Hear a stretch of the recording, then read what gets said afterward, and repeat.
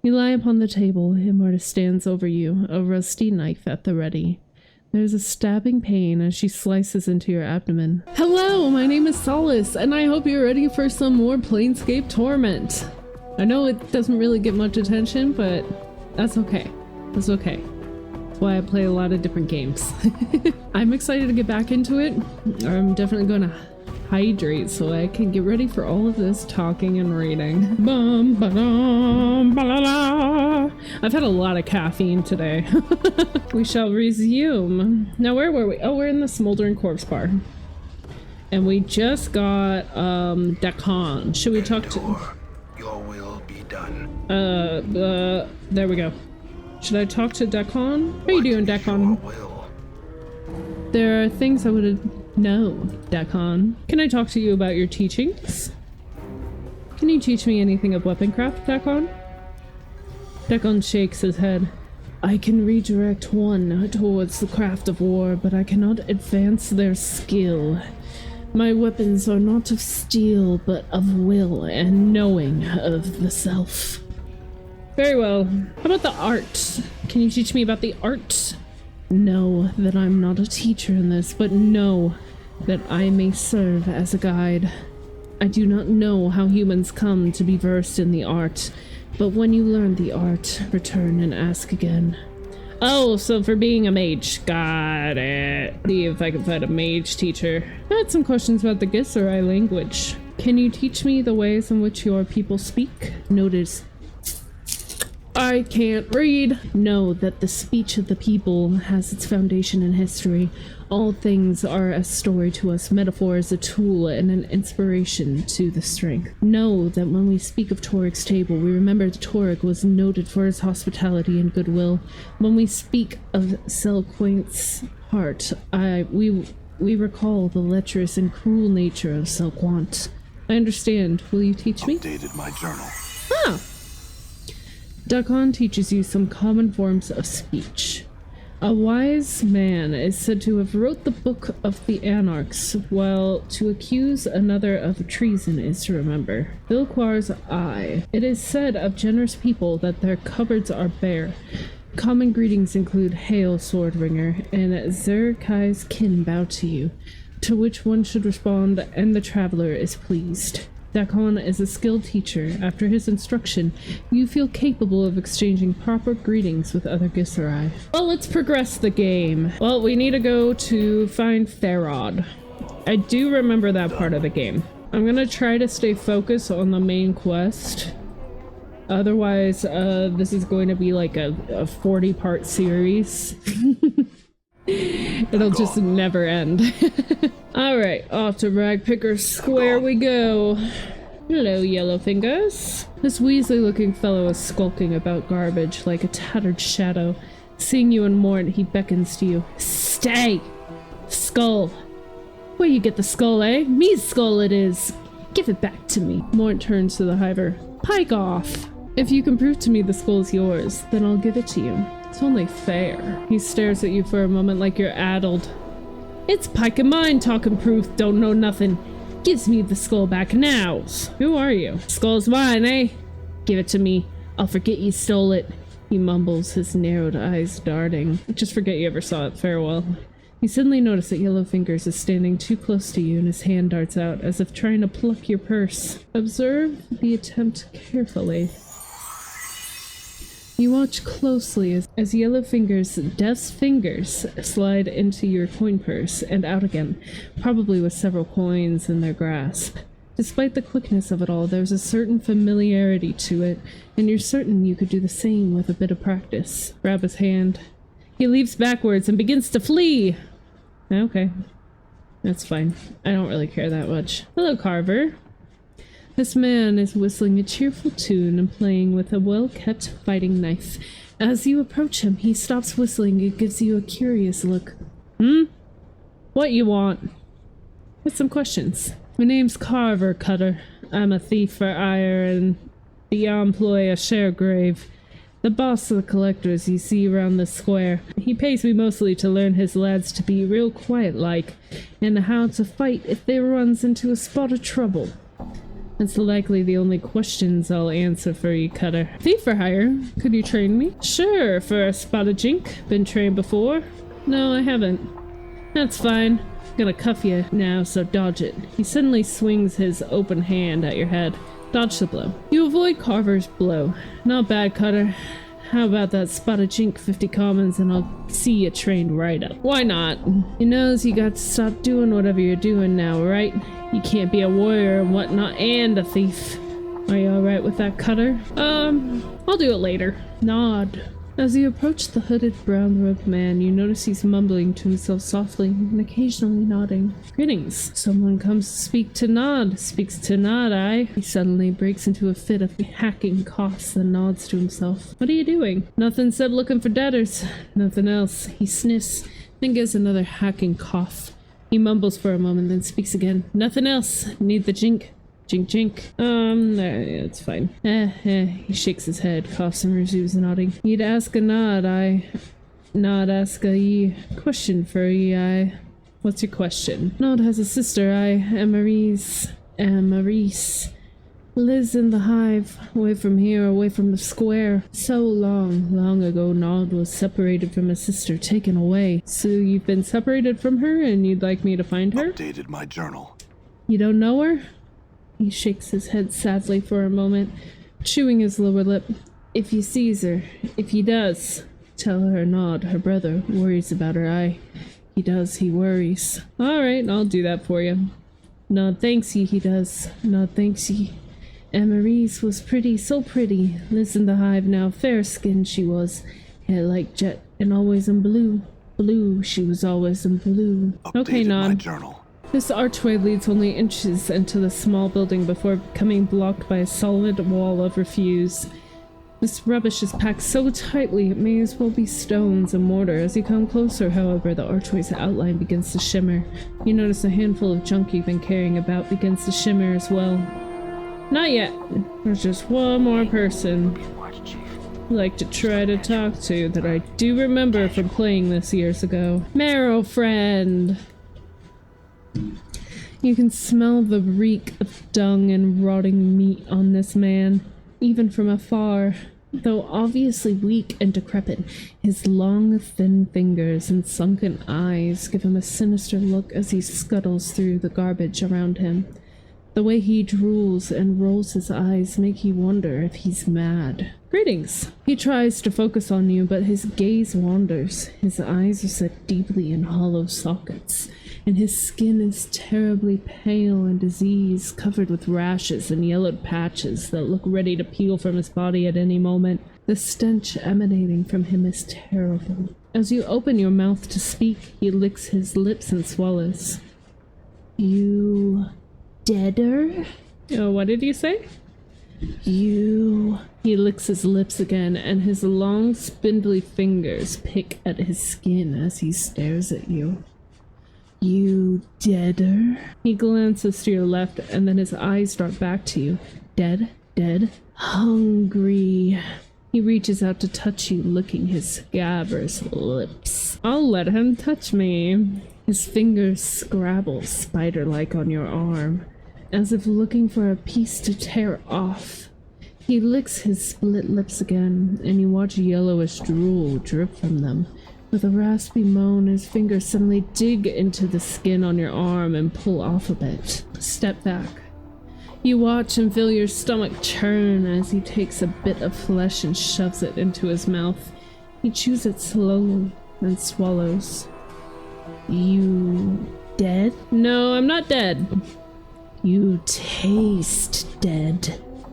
He scratches himself beneath his robe, and you suddenly notice he has a finger hanging from his neck on a cord. Looks like there's a ring on it. He's still hungry. Is that a finger bone? He looks down, his plague-ridden features twisting into a ghastly snaggle-tooth parody of a grin. Snack. He looks ready to chew on it. Don't eat that. Have a bite off me instead. I'm more fresh. He smiles and reaches for your outstretched hand. Give me the finger bone first, marrow friend. He nods greedily and lets you take the finger bone. I'll let him bite me. His teeth sink into the meat of your forearm and pull a chunk away with a single wrench of his neck. The pain is excruciating, but Merylfriend sits on his haunches as if nothing had happened, chewing noisily at the mouthful of meat he pulled away. Thanks. Farewell. Okay. Finger bone. Use. This is a well-decayed and nearly meatless finger bone from a humanoid of roughly your size. There's some sort of odd ring on the finger. It's an intricate thing, sculpted with dozens of tiny, ornate flanges and decorative protrusions. Pull the ring from the finger. Try as you might, you cannot remove the ring. It's almost as if the ring's sharp edges have dug into the lifeless finger itself and refused to release it. You have an odd feeling about it, however. Remove your own finger and replace it with the finger bone. You place the ring finger of your left hand in your mouth. Close your eyes, take a deep breath, and bite down as hard as you can.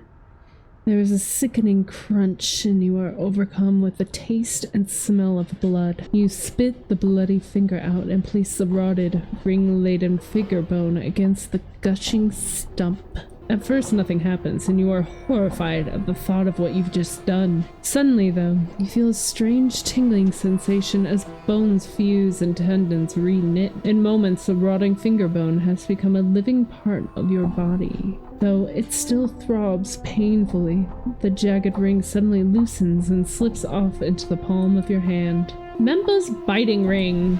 +2 to armor class. Memba was a mage obsessed with the possibility of having her magic items lost or burgled while she was asleep or otherwise incapacitated. While the vast majority of her carried possessions were inseparable from her corpse and thus buried with her, some of her weaker items, early experiments perhaps, were left behind as remain in the world of the living. Memba's biting ring, whose powerful aura protects its bearer from bodily harm, is one such item. However, once it's placed on the finger, the ring bites down and holds on so tenaciously that it's nigh impossible to remove from the bitten digit. I'm gonna put it on. Cursed ring! That's fine. +2 AC. Wow. Everybody's AC is 2, but mine. Alright, let's go see Pharod now. We're off to see the old man, the cankerous old man with a cane. I'm gonna thrust the junk into the archway. The wall of refuse flickers, wavers, and seems to fold in on itself, revealing an open space beyond it. A passage or portal seems to have formed within the frame of the archway. Okay, let's go! The other side of Ragpicker Square. Ah, there it is. The door was kind of blending into the rest of everything. Anomaly. A ragged, middle-aged collector approaches as you enter the area. Aye. He quickly looks you over and then sneers. Don't know you. I don't believe I've made your acquaintance either. Collector continues to glare at you. Looking for a man named Pharod. What you're looking for is no concern of mine, Burke. He spits. What is concern of me? So you're still breathing in my presence. If you don't let me pass, Collector, one of us is going to the mortuary and it won't be me. The Collector responds to your threat by pulling out a knife from one of his pockets. I be disagreeing with you, Burke. It's you who will soon be the chink in me pockets. I dare you. Alright, fine. Fuck these guys. Beat the shit out of them all. But don't die. You know, you guys could have just talked to me, and instead we have to fight like this. We could have just talked real nice. But no, just had to be a dick. Is there an easier way to pick everything up? Cause I can't remember. I'm gone. I have too many things on me. Here, Mort, you can carry that. And you can carry all these things. Hi! You are also coming to join the festivities. I usually just gonna cut through the combat because it's not especially exciting. I do know that if I do end up in a situation where I die, I'll pause and then specifically click at each person to use their abilities. But I think I'll be okay. I have a lot of shit that I need to sell though. Probably safe. Ow! I'm not gonna fuck with the thugs. I don't care that much. Buried villager. How many times Damn it! must this fool die? Oh. Feels like I've been strained through someone's bowels. That's right. If you die, you don't necessarily have to, like, start an entire area over. That's fine. Hello, Marta. You see a blockish woman dressed in a heavy burlap robe. She lumbers about the room, her joints popping as she bends over to pick up objects from the various tables. Her hair is bound back from her head with a bone hairpin, and she has a sour, card-face expression. She is mumbling to herself in a sing-song voice. Greetings. The woman doesn't appear to hear you. Instead, she stumbles back to one of the long tables and begins picking up one of the corpses. Come on now, she clicks her teeth. Don't be all difficult on Marta. He's being difficult, isn't he, Marta? Yes, yes, he is. I'll watch what she's doing.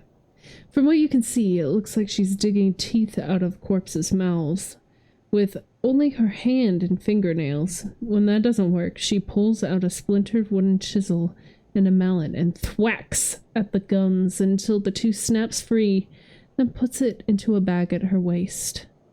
What are you doing? Marta leaps away from the corpse, startled, and gives a piercing shriek. Ah!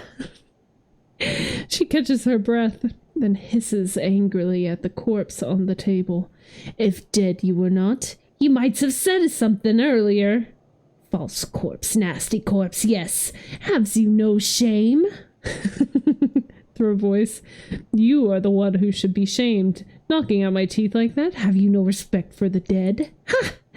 Marta puts her hands on her hips and puffs up indignantly. Likes you cared for your teeth, all rotted and scored and syrup brown. Wonder they's hadn't plopped out of your bone box. She scratches her head. Isn't that right, Marta? Aye, all rot and gone they are. Throw a voice. Ooh. You will be punished for your evil teeth-taking, Marta. I shall haunt you until the end of your days. Ha! He's hear this, Marta. Do yez? Marta's face scrunches up like a wrung rag. I hears it, Marta, I hears it. With a grunt, she starts pounding the corpse with her fists, making meaty thwacks with every hit. Haunt me, will you? Take this and this. Oh, stop. Stop. I will haunt you no longer. Forgive me, damnable debtors. Marta takes a deep breath and lets the chisel fall to her side. That's more like it, hey, Marta? Yes, yes. Corpse quiet, yes. I'm the one who spoke, not the corpse. Marta squints and turns. Eh? How you get over there so fastest? She mumbles to herself. Marta, how did he do that? No glimmer, no glimmer. This gravebait's blind and near deaf. Marta is still mumbling to herself something about corpses and gratitude, which you can't quite catch. Who are you? Updated my journal. Marta, did this one ask who I was? Aye, he did. She starts humming. Nobody but mine. I am Marta, Marta the seamstress. Marta the seamstress. Marta the seamstress. She turns away, back to the corpse, singing her name to herself. What are you doing? Marta turns back to the corpse with a huff. I'm trying to get this Burke to give up his stitches and his teethies. And he isn't re-cooperating. No. She wags her finger as if lecturing a small child. Stubborn as stone, isn't he, Marta? She pouts. Yes, he is. Stitchies and teethies? What are you talking about? Gotta pull the stitchies out. The teethies. Marta, perhaps you could give me a hand. I have been giving you a hand, old baddie. No needs to take that tone with me. Pulling out the stitchies and teethies, yes, and the thingies inside. Thingies inside? I think she means organs. I hope she means organs. Thingies. Mort turns to Marta. Yes, thingies. He then turns to you. It's all semantics. Marta, why are you pulling out the corpse's teeth and stitches? Updated my journal. Put 'em aside, Marta. That's what I does here. She scratches her head. Aye, Marta, we do. Stitchy thread and teethies are precious. Can be turned into jink. Strip the corpses we bring ya, they tell Marta. Pull out the teethies, stitchies, and thingies inside the corpse. Strip 'em cold and we'll sell 'em to the dusties. You looking for things inside the corpse? Can you dig around on my body for anything? Marta squints at you. Then nods. Marta can do that. Can't you, Marta? Yes, you can.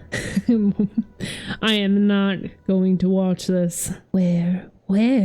Marta's studying you, as if looking for the best place to crack you open. Let's try the stomach, shall we? You lie upon the table, and Marta stands over you, a rusty knife at the ready. There's a stabbing pain as she slices into your abdomen, then cuts brutally downwards in a saw-like motion, exposing your innards. Despite the pain, you watch in morbid fascination as she lifts up your stomach. Watch. Your vision slowly returns to see Marta standing over you, shaking her head. Nothing found, eh, Marta? She shakes her head. No, nothing, Marta. No luck. Shall we try again? Okay, how about my rib cage? You lie upon the table, and Marta stands over you, a chisel and mallet at the ready. There's a sharp crack as she splits your rib cage open, and you choke back your screams as she begins to fish in your lungs. As you try to gasp for air, you go numb, then black out from the pain. Fall into darkness. Your vision slowly returns to see Marta standing over you, shaking her head. Nothing there either, huh? Tough luck. Check the intestines. Anything could be lodged in there. You lie upon the table and Marta stands over you, a rusty knife at the ready. There's a stabbing pain as she slices into your abdomen that cuts brutally downwards in a saw-like motion, exposing your innards. Despite the pain, you watch in a silent, morbid fascination as she plunders your organs, humming to herself. Ah! There's a retching pain as Marta lifts up the ropey mass of your intestines, blood and other fluids streaming from it. Look at this, Marta. Look at this. I see. Cut there. Marta makes a small, deft incision in the side of one of your intestines, and you hear a ting as something small and metallic strikes the floor. Updated my journal. Marta then dumps the soupy mass back in your torso, then reaches down, picks up the object. A ring. It appears. She flicks it to you. Pretty, eh, Marta? She nods. Yes, Marta. One shouldn't swallow such a thing. No. Thanks. Was there anything else? Nothing more, eh, Marta? How about my skull? Just crack open my skull, please. You lie upon the table, and the last thing you see is Marta standing over you, chisel and mallet at the ready. There's a sharp crack, and you scream as everything goes black. Updated my journal. Nothing in my skull. Can I rest here? Marta nods. Marta home? Marta sleep here. You can sleep here if you wants. Yes, I don't think Marta have a problem, does you, Marta? She shakes her head. No, Marta. It doesn't if you doesn't. Very well.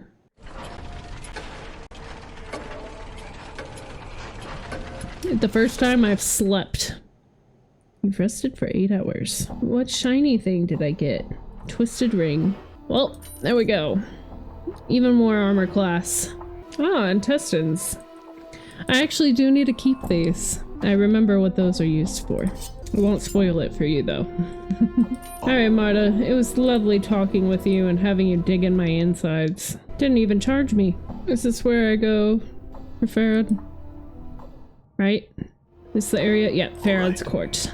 Hey, old man. So nice to see you. Before you was an elderly man leaning heavily upon a crutch. His left leg is twisted, as if he tried to walk 2 directions at once and paid the price. His maggoty-colored skin is bunched heavily upon his skull and is flecked with liver spots. He's mumbling and smacking his lips as his eyes make a circuit of the room. Greetings! Updated my journal. Aha! The man's eyes lights up as he hears your voice. 'Tisn't my steady crop o' jink come to Pharod's waiting arms again. Greetings, corpse. He smiles a wicked grin. Have you come to ask Pharod for another jaunt into the mortuary walls? Pharod, I've come for information. I've been told you know something about me.